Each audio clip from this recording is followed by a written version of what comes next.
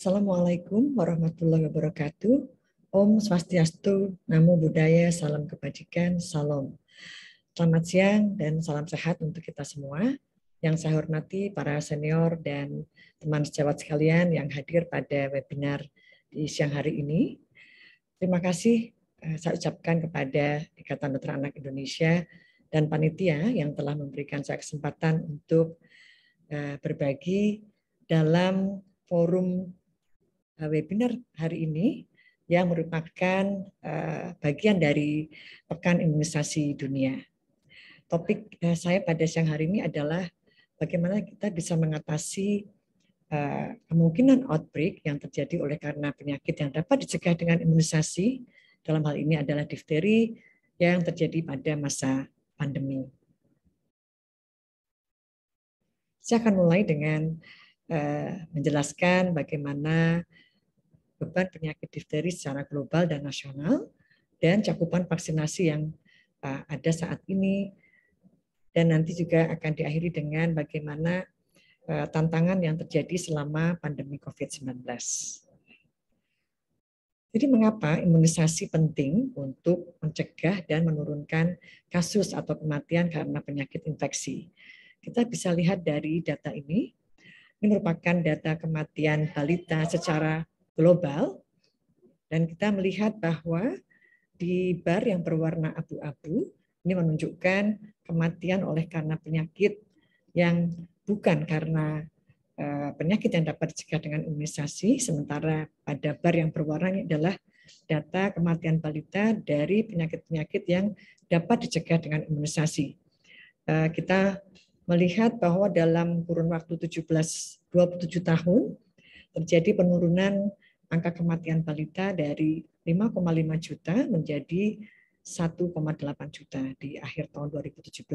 Dan penurunan ini terlihat lebih signifikan dibandingkan penurunan kematian oleh karena penyakit yang belum ada vaksinasinya. Ini juga gambaran secara umum bagaimana tren penurunan kematian anak di Indonesia oleh karena penyakit-penyakit yang dapat dicegah dengan imunisasi. Sedikit mengenai difteri, jadi kita tahu bahwa transmisi penyakit ini adalah secara droplets maupun direct contact melalui kulit yang terluka dengan inkubasi yang cukup pendek antara 2-5 hari. Diperkirakan case fatality rate untuk difteri saat ini adalah antara 5-10%, dengan kematian tertinggi pada kelompok usia di bawah 5 tahun dan di atas 40 tahun. Di negara endemis difteri, kemungkinan sekitar 3-5% populasi individu yang sehat merupakan karier untuk bisa menularkan organisme atau difteri yang toksikenik. Data di Asia Tenggara menunjukkan bahwa sejak tahun 2005, kasus difteri di Asia Tenggara merupakan yang terbesar yang berkontribusi terhadap kasus difteri global. Di sebelah kanan kita bisa melihat di antara negara-negara di Asia Tenggara, Indonesia merupakan negara dengan kasus difteri terbanyak setelah India dan Nepal. Bagaimana sejarah kasus-kasus difteri di Indonesia dimulai dari tahun 76 dan yang kita lihat dalam 10 tahun terakhir sejak tahun 2000 sampai dengan 2020 terjadi tren kenaikan kasus meskipun berfluktuasi dalam setahunnya dari tahun ke tahun, namun kita melihat bahwa di tahun 2017 kita mendapatkan kasus-kasus difteri yang merupakan outbreak dari beberapa provinsi di Indonesia. Data menunjukkan bahwa di tahun 2017 ada 21 provinsi di Indonesia yang melaporkan terjadinya outbreak difteri, dan itu berasal dari 95 kabupaten kota. Yang tertinggi adalah di Provinsi Aceh, di mana coverage dari vaksinasi DPT-3 hanya 52,9%, dan secara nasional juga di bawah 80%. Dari data yang ada, sebagian besar kasus yang terinfeksi difteri adalah mereka yang tidak mendapatkan vaksinasi sekitar hampir 70%, kemudian 30% sisanya yang mendapatkan vaksinasi tidak lengkap. Dari kejadian kasus outbreak di tahun 2017 ini, maka WHO menemukan bahwa salah satu alasan terjadinya outbreak di Indonesia karena vaksinasi yang belum adekuat, kemudian level atau cakupan vaksinasi yang juga tidak bisa dipertahankan dari waktu ke waktu, dan diperlukannya dosis booster. Data juga menunjukkan bahwa sejak tahun 2016 tren kasus difteri di negara kita terus meningkat. Sehingga beberapa faktor yang dianggap berkontribusi terhadap peningkatan kasus difteri adalah yang pertama tentu rendahnya cakupan vaksinasi atau tidak meratanya cakupan vaksinasi di berbagai provinsi, dan kemungkinan bahwa setelah pemberian dosis vaksinasi ketiga plus booster sudah terjadi penurunan kekebalan. Di samping itu juga tertundanya pemberian booster kedua pada saat usia masuk sekolah, yaitu antara 6 sampai 9 tahun. Di samping juga hal-hal lain yang terkait dengan terputusnya atau terganggunya suplai vaksin melalui program, kemudian juga migrasi penduduk, dan kondisi sosial ekonomi. Ini data dari Kementerian Kesehatan Republik Indonesia di tahun 2020. Kita bisa melihat bahwa dari target cakupan vaksinasi yang direkomendasikan oleh Kementerian Kesehatan sebesar 92,9%, masih banyak provinsi yang belum mencapai target tersebut. Dan ini juga gambaran sebaran kasus difteri di tahun 2019 dan tahun 2020, di mana angka kematian masih di sekitar 4,5 sampai 5%. Kita juga melihat sebaran terbanyak di Jawa Timur, kemudian Jawa Barat, dan sebagian wilayah Sumatera. Ini adalah data yang menunjukkan, kita akan melihat di kotak yang di warna merah, karena ini merupakan regional WHO Asia Tenggara. Bar yang berwarna biru menunjukkan proporsi atau persentase jumlah anak yang tidak mendapatkan vaksinasi dalam hitungan juta. Dibandingkan tahun 2010 memang tidak jauh berbeda kondisi di tahun 2020. Demikian juga dengan cakupan dari vaksinasi DPT pertama, ini di tahun 2020 juga hampir sama dengan situasi di tahun 2010. Para pakar sudah memberikan warning bahwa di saat pandemi mungkin kita akan mendapatkan satu kondisi yang merupakan double burden. Jadi average imunisasi mungkin sangat turun, akan banyak terjadi kejadian luar biasa atau outbreak dari penyakit-penyakit yang sebetulnya dapat dicegah dengan imunisasi. Ini adalah gambaran bagaimana kasus suspek dan cakupan imunisasi dari DPT 3 dan 4 dari tahun 2011 sampai dengan 2021. Kita melihat bahwa kecenderungan penurunan cakupan vaksinasi DPT ketiga dan keempat sudah mulai terjadi sebelum pandemi, dan itu menyebabkan munculnya outbreak yang terjadi di masa pandemi. Dan di laporan ini juga disebutkan kejadian difteri yang toksigenik terdeteksi pada sekitar 87% dan menyebabkan kasus yang berat sampai terjadinya kematian. Bagaimana dengan kelompok usia yang berbeda? Di sini juga kita melihat ini data dari Kementerian Kesehatan di minggu 45 tahun 2020. Kejadian difteri memang lebih banyak menyerang kelompok usia di bawah 15 tahun dibandingkan di usia yang lebih besar. Ini juga data di tahun 2021 yang menunjukkan terjadinya KLB, difteri di beberapa provinsi di Indonesia. Kita lihat terjadi KLB di Kalimantan Barat, Sulawesi Tenggara, kemudian di Banten, Lampung, Jawa Barat, dan DKI Jakarta. Ya, demikian juga di Aceh. Bagaimana WHO melihat kondisi ini?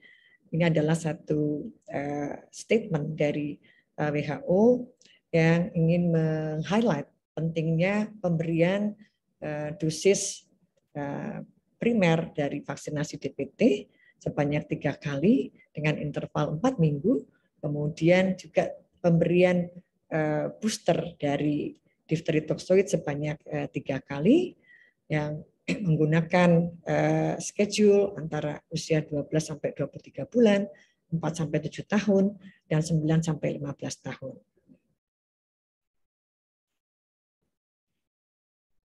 Yang kita lihat di sini adalah jadwal imunisasi anak usia 0 sampai 18 tahun yang merupakan rekomendasi dari Ikatan Dokter Anak Indonesia tahun 2020. Kita melihat di sini bahwa setelah pemberian dosis primer 3 kali, maka booster direkomendasikan pada usia 18 bulan, kemudian usia masuk sekolah, dan pada saat usia antara 10 sampai dengan 18 tahun. Sesuai dengan rekomendasi WHO, 3 dosis primer ditambah dengan 3 dosis booster. Kemudian apa yang terjadi ketika SARS-CoV-2, pandemi COVID-19 itu melanda dan efeknya terhadap vaksinasi di Indonesia maupun di beberapa negara. Ini adalah data yang menggambarkan persentase dari terganggunya jadwal vaksinasi, kemudian jumlah tenaga kerja kesehatan yang bisa melayani vaksinasi, dan demand dari supply vaksin selama tahun 2020.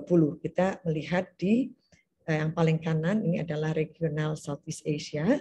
Kita lihat sekitar 75% negara-negara di Asia Tenggara memang melaporkan terjadinya disruption dari vaksinasi atau terganggunya vaksinasi selama berlangsungnya pandemi COVID-19. Demikian juga terjadi penurunan dari jumlah tenaga kesehatan yang mampu melayani, demikian juga dengan supply yang tidak mencukupi. Jadi kita melihat bahwa ada sekitar 30 program vaksinasi yang tertunda menurut WHO, dan ini sangat mengancam untuk terjadinya KLB di tahun berikutnya, artinya di tahun 2021, dan itu tadi sudah kita lihat bagaimana datanya di Indonesia terkait dengan outbreak difteri di beberapa provinsi.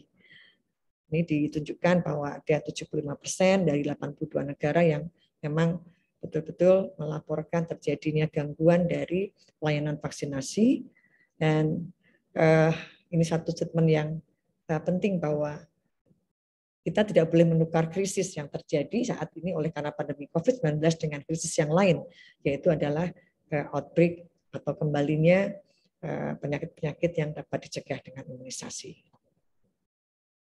Apa yang bisa kita lakukan adalah melakukan catch-up vaccination atau imunisasi kejar. Jadi imunisasi kejar adalah imunisasi yang dilakukan setelah waktu yang semestinya diberikan. Dan ini berbasis pada dokumen tertulis yang ada di dalam buku KIA. Dan tujuannya adalah memberikan proteksi yang optimal terhadap penyakit tertentu sesegera mungkin dengan memenuhi jadwal vaksinasi yang direkomendasikan dalam jangka waktu yang terpendek yang paling efektif. Dan status vaksinasi selalu dinilai pada setiap kunjungan untuk mengatasi kemungkinan missed opportunities for vaccination. Kemudian hal lain terkait dengan catch up vaksinasi adalah penundaan vaksinasi yang terjadi selama pandemi, yang ini mungkin karena anak-anak atau pasien itu enggan berkunjung ke rumah sakit ataupun sebagian masih takut terjadinya KIPI.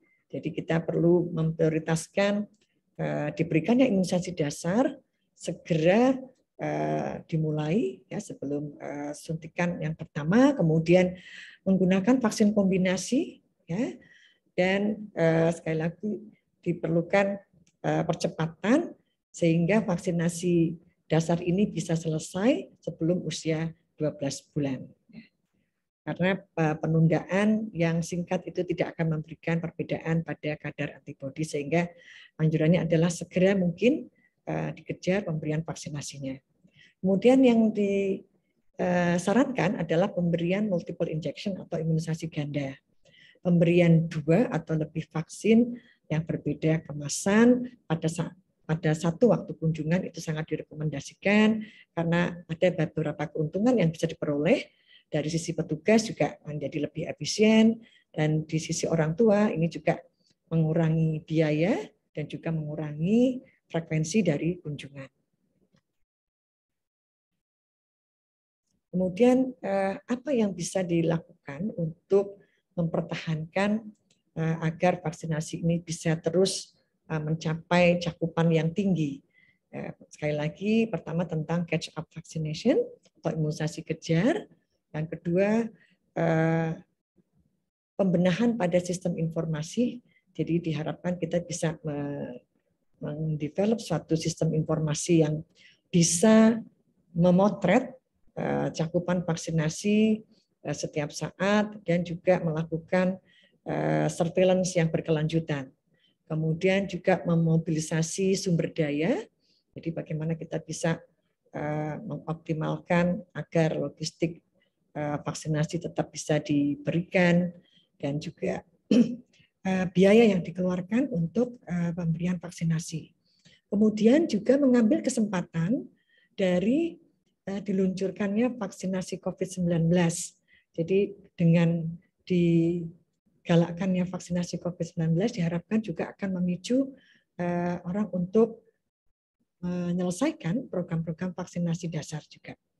Kemudian yang terakhir adalah penguatan atau meningkatkan ketahanan dari sistem kesehatan. Dan ini merupakan hal yang sejalan dengan reformasi Kementerian Kesehatan saat ini, yang memang tujuannya adalah memperbaiki sistem kesehatan, juga digital sistem, transformasi digital sistem kesehatan. Jadi kalau kita bisa rangkum 3 hal penting yang bisa kita lakukan untuk mempertahankan cakupan vaksinasi adalah pertama catch up, kemudian berikan combined vaccines, dan multiple injection. Sebagai slide terakhir dari presentasi saya, kita mengetahui bahwa impact dari pandemi COVID-19 ini menyebabkan terganggunya program imunisasi di banyak negara termasuk di Indonesia, dan ini di kemudian hari bisa menimbulkan masalah atau bahaya dari munculnya kembali atau berjangkitnya KLB dari penyakit-penyakit yang dapat dicegah dengan imunisasi. Tren yang ada menunjukkan mulai dimungkinkannya pelayanan kesehatan. Untuk itu sangat penting kita melakukan assessment tentang kebutuhan terhadap vaksinasi, melakukan vaksinasi kejar, terutama pada kelompok-kelompok yang rentan, dan memastikan bahwa terjadi kesetaraan vaksinasi COVID, vaksinasi dasar dan vaksinasi COVID di semua wilayah, dan juga mempertahankan ketangguhan dari sistem pelayanan kesehatan yang ada. Demikian yang bisa saya sampaikan. Terima kasih. Assalamualaikum warahmatullahi wabarakatuh.